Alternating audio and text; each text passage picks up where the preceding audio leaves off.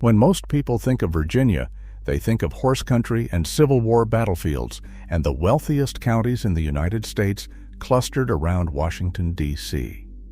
Fairfax County alone has a median household income above $130,000. But outside that commuter belt, Virginia contains cities where 1 in 3 residents lives below the poverty line. Towns where the last factory closed a generation ago and nothing replaced it. These are 12 of the most disliked places to live in Virginia, and the reasons locals still refuse to walk away. Now, let us begin. Number 12. Deep in the Alleghany Highlands of Western Virginia sits the city of Covington. Population around 5,600.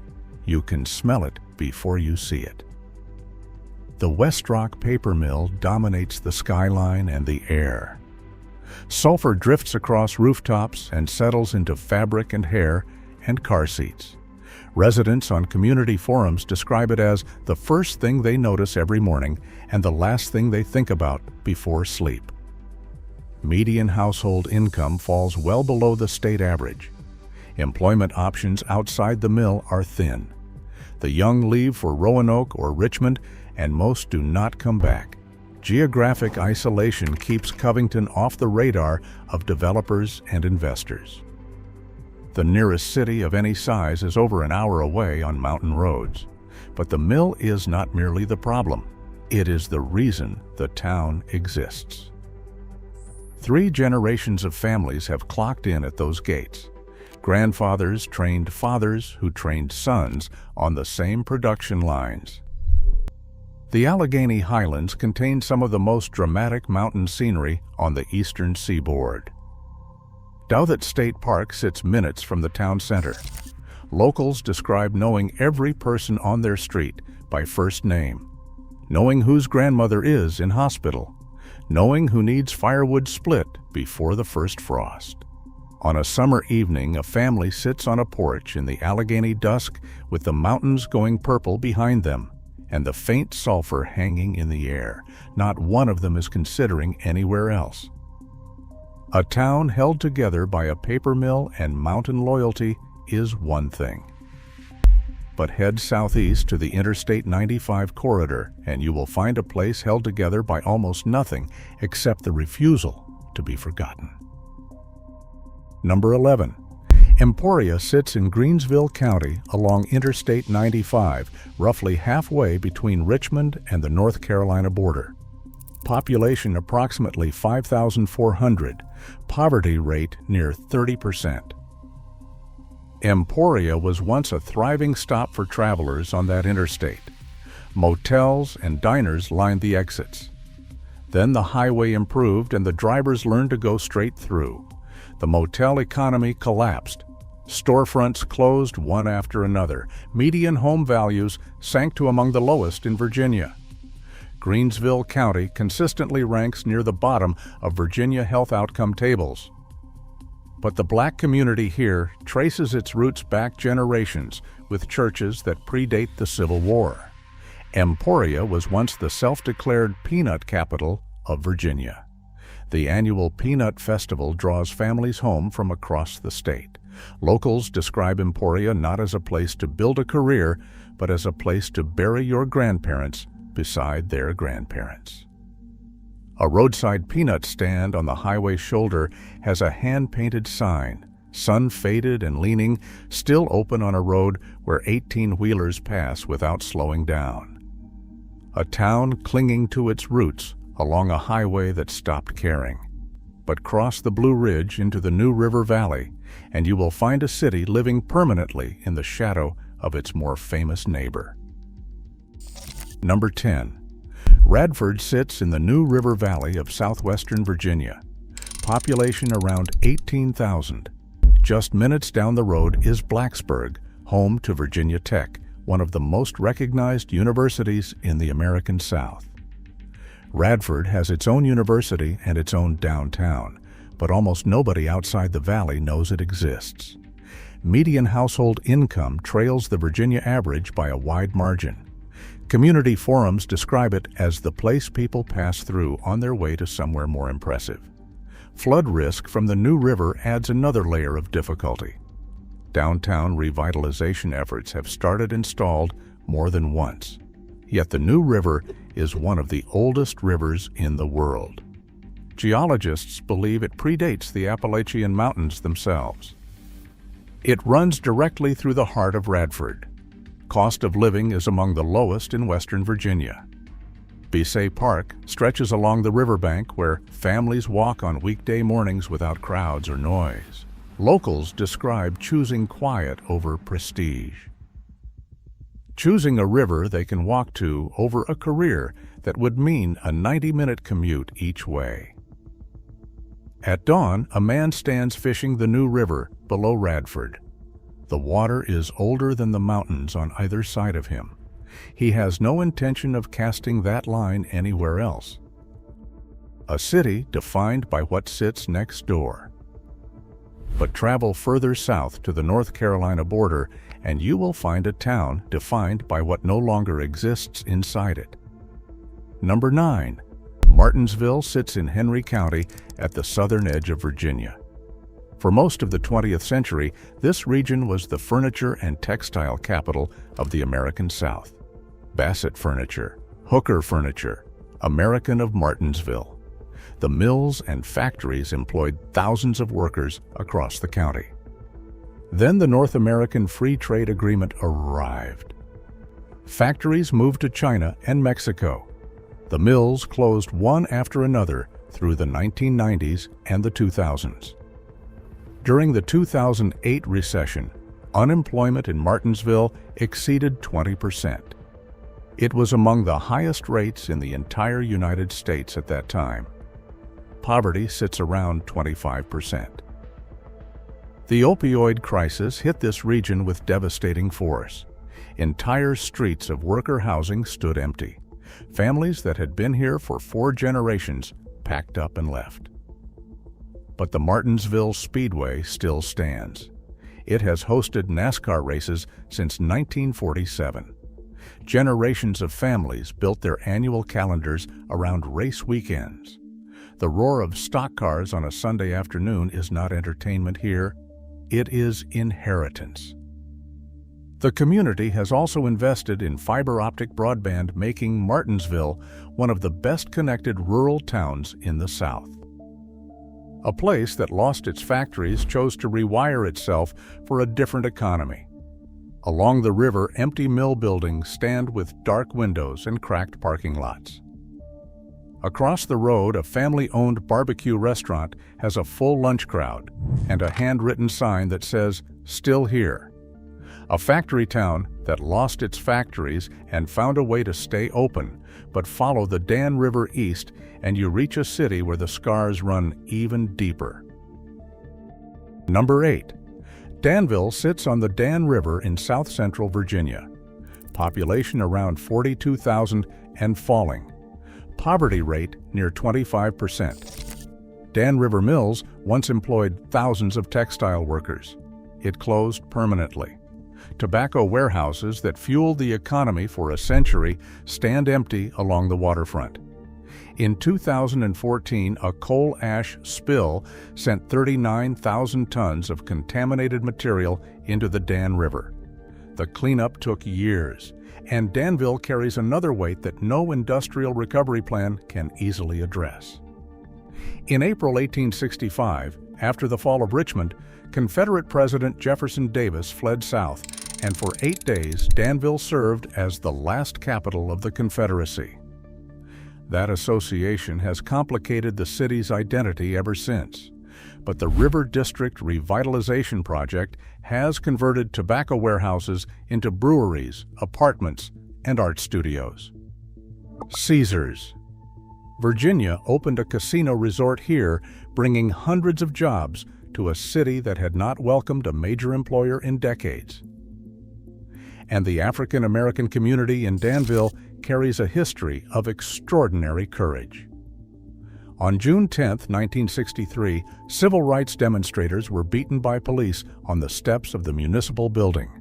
They called it Bloody Monday. It happened a full year before the more widely known events in Birmingham and Selma. That story has never received the national recognition it deserves. Today, a tobacco warehouse with 200-year-old brick walls holds a tap room where a young couple drinks local beer under beams that once cured Virginia leaf. A city wrestling its own history while a casino rises on its outskirts. But travel west to where Virginia meets Tennessee and you will find a city split down the middle. And the thing holding it together was recorded in a single week in 1927. Number 7. Bristol straddles the Virginia-Tennessee state line. The boundary runs directly down the center of State Street. One pavement is Virginia, the other is Tennessee. The Virginia side has a population of approximately 17,000 and it is shrinking. Coal and railroad industries have contracted severely. Poverty exceeds 20%. Downtown vacancy rates remain stubbornly high. Young people leave for Knoxville or Roanoke and rarely return. The split jurisdiction between two states creates administrative confusion that frustrates residents and business owners alike. But in the summer of 1927, a talent scout named Ralph Peer set up a temporary recording studio in Bristol. Over several days in August, he recorded a railroad worker named Jimmy Rogers and a family act from Mace's Spring called the Carter Family. Those sessions are now considered the founding moment of commercially recorded country music. Congress officially designated Bristol as the birthplace of country music in 1998. The Birthplace of Country Music Museum opened in 2014. Locals describe this legacy not as nostalgia, but as a living inheritance. A guitarist busks on the Virginia side of State Street today. His open case catches coins tossed from the Tennessee pavement, the same street where Jimmy Rogers once walked toward a microphone that would change American music. A divided city held together by a week of recordings nearly a century old. But head east to Hampton Roads, and you will find a city where the story begins not with music, but with freedom. Number 6. Hampton sits at the southern tip of the Virginia Peninsula where the James River meets the Chesapeake Bay. Population around 137,000. Crime rates consistently above the state average. Aging infrastructure across large sections of the city. Economic dependence on Joint Base Langley-Eustis means that federal budget decisions made in Washington can shift the local economy overnight. Tidal flooding from the Chesapeake is worsening year by year. Parts of Phoebus and downtown Hampton have seen prolonged commercial vacancy. But Fort Monroe, at the tip of the peninsula, is where in 1619 the first recorded enslaved Africans were brought to English-speaking North America, and in 1861 3 enslaved men escaped to that same fort. Union General Benjamin Butler refused to return them. It became known as Freedom's Fortress. Thousands followed. Hampton is also home to NASA Langley Research Center, where Katherine Johnson, Dorothy Vaughan, and Mary Jackson performed the trajectory calculations for America's earliest space missions. The black women mathematicians, later known as the Hidden Figures, walked these streets. Locals describe living here not as comfortable, but as standing on ground so significant it would feel wrong to leave. Fort Monroe at sunset. The stone walls unchanged since 1861. Joggers running the path where human beings once ran toward freedom.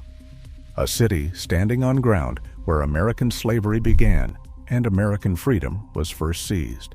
But travel up the James River and you will find a place where the poison was not historical but chemical. Number 5. Hopewell sits at the confluence of the James and Appomattox rivers in southeastern Virginia. Population approximately 23,000. Poverty rate above 20%. In 1975, workers at the Allied Chemical Corporation plant began developing tremors and neurological damage. Investigators discovered the cause was capone, a toxic chlorinated compound being discharged directly into the James River. Virginia authorities closed the river to all fishing. The ban lasted 13 years. Hopewell became a national symbol of industrial poisoning. The name itself carried stigma for decades. Families in neighboring counties refused to buy homes here. Property values collapsed. But Hopewell did not disappear. It was founded as a DuPont company town during the First World War. It has survived factory explosions, chemical disasters, and economic collapses. Each time it rebuilt. The James River eventually recovered. The fishing ban was lifted in 1988. City Point, within Hopewell, served as Ulysses Grant's headquarters during the Siege of Petersburg in 1864. Locals describe this place as one that has endured things that would have erased most towns from the map entirely. A fisherman stands today on the bank of the James at City Point, the same river declared dead in 1975. He pulls a largemouth bass from water that was once too toxic to touch, a city that survived its own poisoning. But cross the harbor to the south side of the Elizabeth River, and you will find a city whose wounds have been accumulating quietly for half a century. Number 4. Portsmouth sits on the western shore of the Elizabeth River, directly across from Norfolk. Population approximately 98,000 and declining. Violent crime rates consistently among the highest in Virginia. The Norfolk Naval Shipyard, despite carrying Norfolk in its name, sits physically in Portsmouth. But civilian employment there has contracted over decades. Downtown revitalization projects have launched and stalled multiple times. Median household income falls well below the Hampton Roads regional average. The city government has faced recurring fiscal distress that has strained basic services. Yet Old Town Portsmouth contains one of the most intact colonial and antebellum historic districts on the entire East Coast. More than 300 years of continuous architecture stand along those streets. The Elizabeth River Ferry connecting Portsmouth to Norfolk has operated for centuries and remains one of the oldest continuous ferry routes in America. Residents describe Portsmouth not as Norfolk's poor neighbor, but as the original settlement, the one that was here first, before the naval base, before the skyscrapers across the water. At dusk, the ferry pulls away from the Portsmouth dock. The Norfolk skyline glows across the water. A woman on the upper deck has made this crossing every working day for 30 years. She is heading home to the side of the river she chose. A city that refuses to be defined by the skyline across the water. But look north to the shipyards, and you will find the place that builds the most powerful warships on Earth and cannot keep its own streets safe. Number 3. Newport News stretches along the northern shore of the James River in Hampton Roads. Population approximately 186,000. Violent crime rates have consistently placed it among the most dangerous cities in Virginia. In January 2023, a 6-year-old student at Rich Neck Elementary School shot a teacher with a handgun brought from home. The incident drew international attention and raised questions about gun access that reached the floor of the Virginia General Assembly. The city depends heavily on Huntington Ingalls Industries, the largest industrial employer in all of Virginia. The economic split within the city is severe. Deep poverty in the south end near the shipyard. Relative affluence in the north near Christopher Newport University. Two very different cities sharing one municipal boundary. But Newport News Shipbuilding has constructed more aircraft carriers than any facility on Earth. Every Nimitz-class and Gerald R. Ford-class carrier in the United States Navy was built here.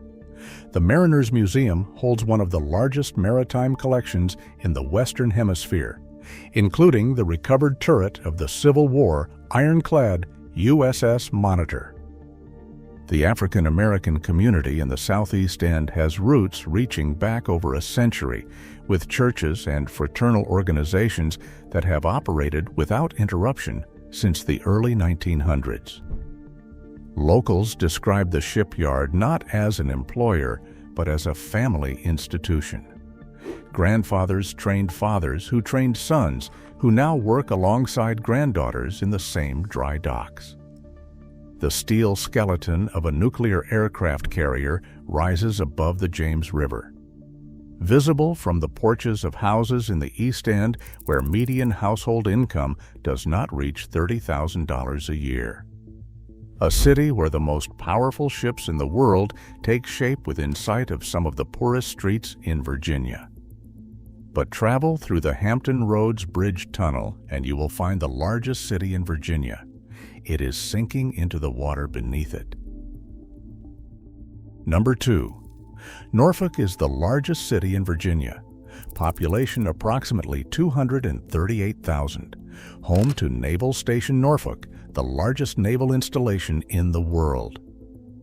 And it is flooding, not in some distant projection. Now, tidal flooding pushes salt water into streets and basements during ordinary high tides. The rate of relative sea level rise here is among the highest on the entire American East Coast. The land itself is subsiding even as the ocean climbs. The Larchmont neighborhood floods, the Hague floods, parts of Ghent flood. Homes that never touched water 20 years ago now keep sandbags by the front door as permanent furniture. The city has lost population in every census since 1970, dropping from over 307,000. Violent crime sits above the state average. Military dependency means budget decisions made by Congress can reshape the local economy in a single vote. But the Ghent neighborhood is one of the most vibrant arts and dining districts in the Mid-Atlantic. The Chrysler Museum of Art is free to the public and holds a glass collection of international significance. Norfolk launched the Dutch Dialogues Initiative, bringing water engineers from the Netherlands to consult on flood resilience. It is one of the most ambitious climate adaptation programs undertaken by any American city. Locals describe their relationship with the water not as passive acceptance, but as active combat. A homeowner on Mowbray Arch in the Hague neighborhood has sandbags stacked beside the front door, a kayak propped against the garage, and a bumper sticker on the car that reads, "Norfolk still here." A city fighting the Atlantic Ocean for the right to exist. But our final destination makes Norfolk's crisis look recent. 90 minutes west sits a city that has been losing the fight for over 50 years, where 1 in 3 residents lives in poverty, where the population has been halved, and where 4 centuries of history keep people rooted to ground that every statistic says they should have abandoned long ago. Number 1. Petersburg, Virginia, 25 miles south of Richmond, on the banks of the Appomattox River. Population approximately 33,000, down from over 41,000 in 1980. Poverty rate near 28%. Violent crime among the highest in the state. The city has faced near fiscal collapse more than once. In 2016, a state review commission investigated its finances. Entire blocks of old towns sit vacant. Windows boarded, rooflines sagging, median home value among the lowest for any city in Virginia. Property abandonment is visible on nearly every major street, but Petersburg was established in 1645. It is one of the oldest cities in Virginia. From June 1864 to April 1865, the Union and Confederate armies fought the longest siege in American Civil War history across the fields south and east of the city. Nearly 10 months of trench warfare. The fall of Petersburg led directly to the surrender at Appomattox 9 days later. Blandford Church contains 15 stained glass windows designed by Louis Comfort Tiffany, each commissioned by a former Confederate state. Together, they form one of the most significant Tiffany collections anywhere in the world. And the African American community here is among the oldest continuous black communities in the United States. Free black tradespeople, artisans, and business owners operated in Petersburg before the Civil War. Gilfield Baptist Church was founded in 1797. Pocahontas Island, just across the Appomattox, was a settlement of free black families living within a slaveholding state. These are not historical footnotes. These are living institutions with congregation and families who trace their presence on this ground back more than 2 centuries. Old Town today holds a small but stubborn gathering of new businesses. Artists renting studios in buildings that sat empty for decades. A coffee shop in a former bank. A bookstore in a former dry goods warehouse. Residents describe Petersburg not as a failing city, but as an enduring one. A place that survived a 9-month siege. Survived the collapse of tobacco. Survived white flight. Survived industrial abandonment. Survived being written off by every ranking and every headline and every list exactly like this one. The logic of staying is not economic. It never has been. It is ancestral. A row of brick townhouses on Old Street, half of them dark, half of them lit. A porch light on. A chair out front. Inside one of them, a family eating dinner in a house their great-grandmother bought in 1943. In a city that has been declared dying for 50 years and has not yet had the courtesy to stop breathing.